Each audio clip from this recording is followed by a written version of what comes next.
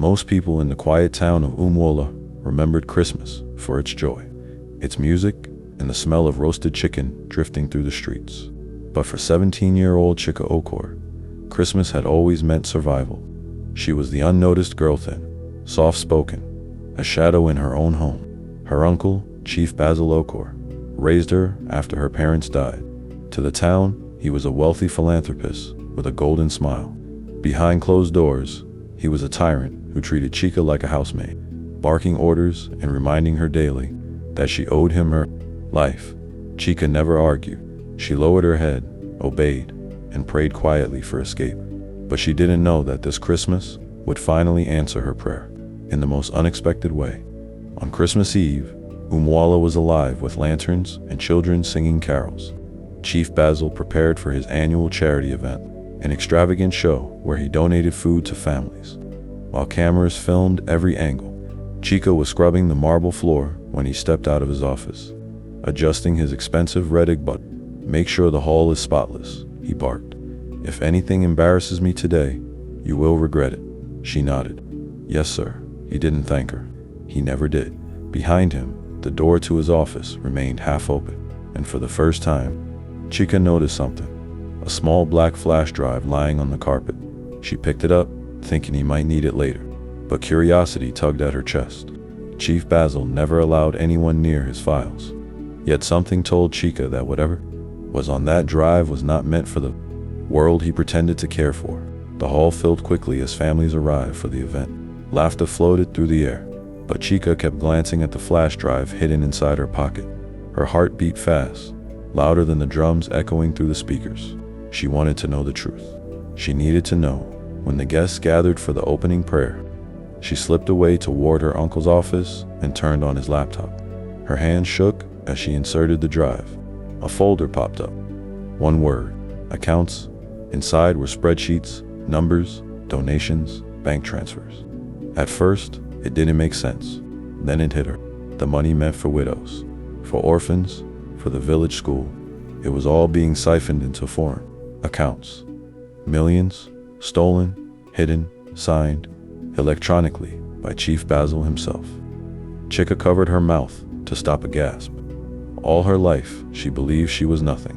Yet she had discovered evidence that could destroy the most powerful man in Umwola. Her heart pounded with fear and disbelief. Before she could eject the drive, the door opened. Chief Basil stood there, staring at her with a frozen expression. For a moment, the world stopped breathing. "What are you doing?" His voice sank low, too low. Chika stood up slowly. Her eye was cleaning, and the flash drive fell. And you thought you could invade my office?" His eyes darkened. "You stupid girl." He stepped closer. She stepped back. He took the laptop, looked at the screen, and his face changed instantly. "You opened it." He slammed the laptop shut. "You saw too much." His hand tightened around her wrist. "Do you know what happens to people who try to destroy me?" Chika didn't answer. Fear paralyzed her tongue. "I gave you a home, fed you, clothed you, and this is how you repay me." He dragged her toward the back exit, the one leading to the abandoned garden behind the hall. No one used it anymore. No one would see. No one would hear. Tears streamed down Chika's face. She tried to pull away, but his grip was iron. "You will not ruin me," he whispered harshly. "Not tonight." As he stepped into the garden, she stumbled. The flash drive flew from her hand, landing somewhere in the dark grass. Basil pushed her against the wall. "I can fix this," he said coldly. "I just need to make sure you disappear quietly." Then, suddenly light, soft, white, and glowing. Basil froze. Someone was standing near the edge of the garden. A young girl, maybe 12, dressed in a white Christmas gown, holding a candle. Her eyes bright and innocent were fixed on Basil. "Sir," she said calmly, "why are you hurting her?" Basil stepped back, startled. "Get out of here, child." But she didn't move. "My mother said angels protect good people," she said softly, "and she looks like someone who needs an angel tonight." Chika stared. The girl couldn't have been real. She seemed to shine, like the moon itself had wrapped her in light. Basil's voice trembled with anger. "I said leave." The girl shook her head gently. "People inside are waiting for you to speak. They'll wonder where you are." That sentence hit him like thunder. If he vanished too long, the guests would notice. Cameras were everywhere. witnesses. Basil's mind raced. Chica was no longer a victim. She was a liability. And this strange girl had interrupted at the perfect moment. Basil released Chica abruptly and forced a smile. I was just giving her instructions. We're fine. But his eyes said something else. Chica knew it. She felt the threat still lingering. He walked back inside quickly, leaving the two girls alone in the garden. Chica fell to her knees, shaking. Thank you, she whispered. But when she looked up, the mysterious girl was gone.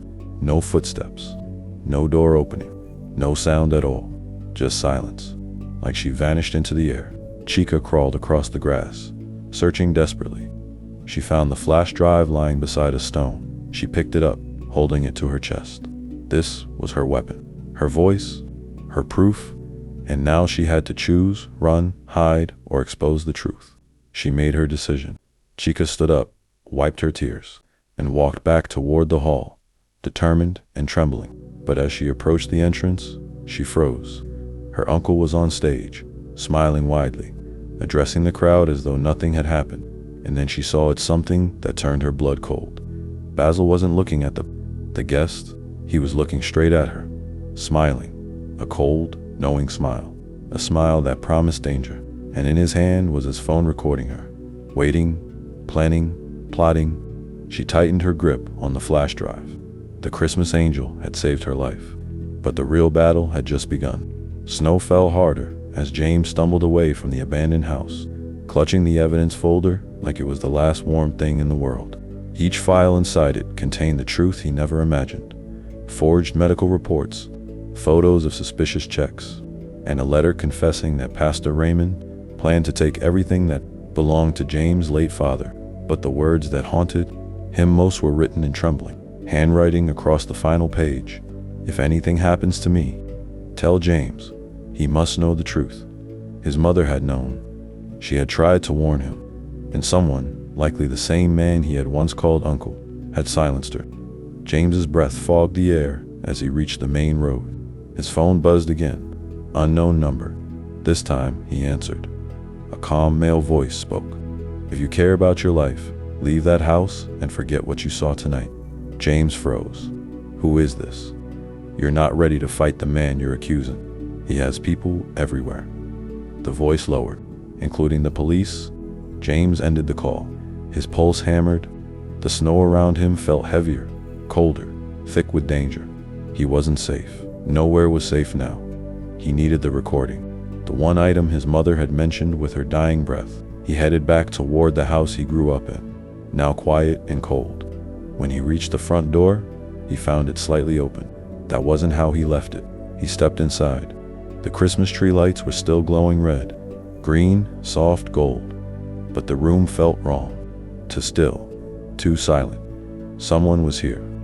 He moved slowly toward the living room. That's when he heard it, a faint click, like a camera being turned off, or a gun being cocked. James stopped breathing. Don't move, a voice whispered behind him. He turned slowly, his legs nearly buckled.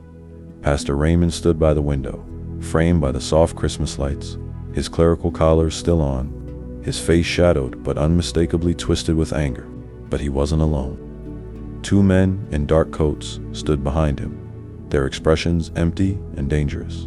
One of them held a small recorder, the same one his mother had hidden. I warned you, Raymond said, stepping closer. Some sons honored their parents by letting the past die quietly. You, James, you dig up ghosts? James gripped the evidence folder tighter. You killed her. Raymond's jaw tightened, but he didn't deny it. Your mother was a threat to the work of God. You mean your work? James whispered. Raymond's calm demeanor cracked.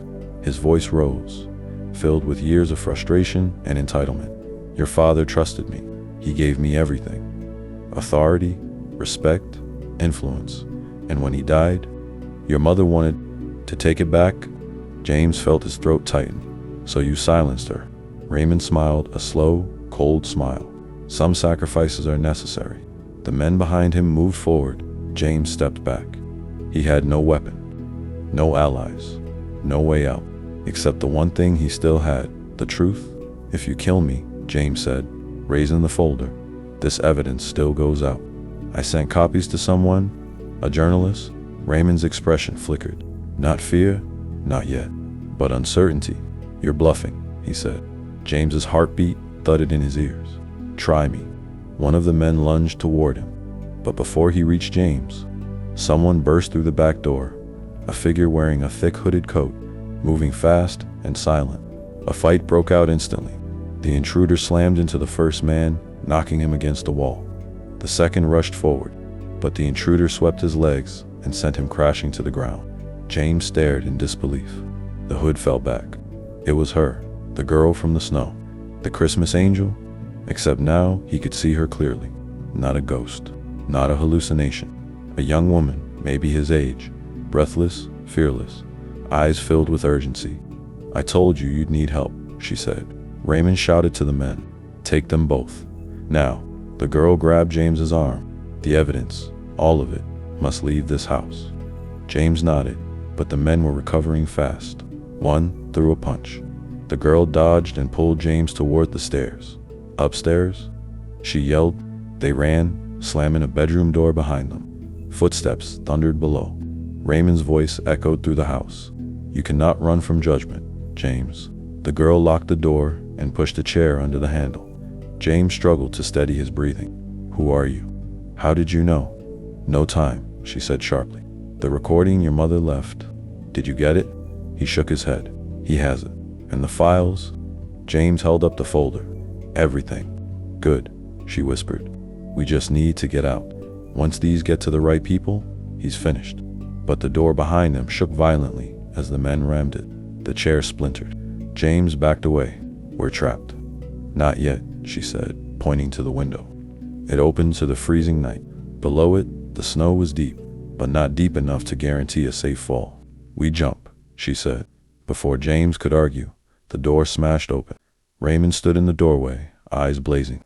James, he said quietly, stepping toward them. Your mother made the same mistake, choosing enemies instead of family. You're not family, James said. Raymond reached for him. The girl grabbed James's hand. Now, they jumped.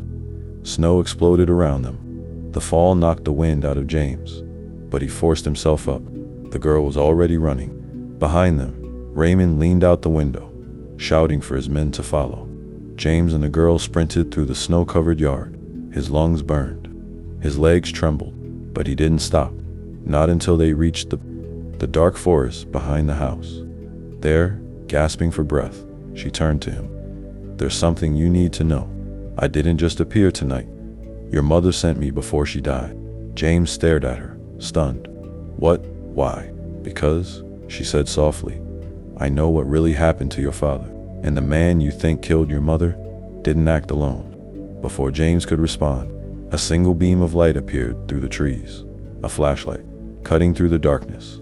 Voices followed, getting closer, and then one voice rose above the rest, cold and triumphant. James, you cannot hide. Come out and face the truth you think you want. Raymond, the girl grabbed his wrist. If he finds us, everything ends tonight. James clutched the folder to his chest.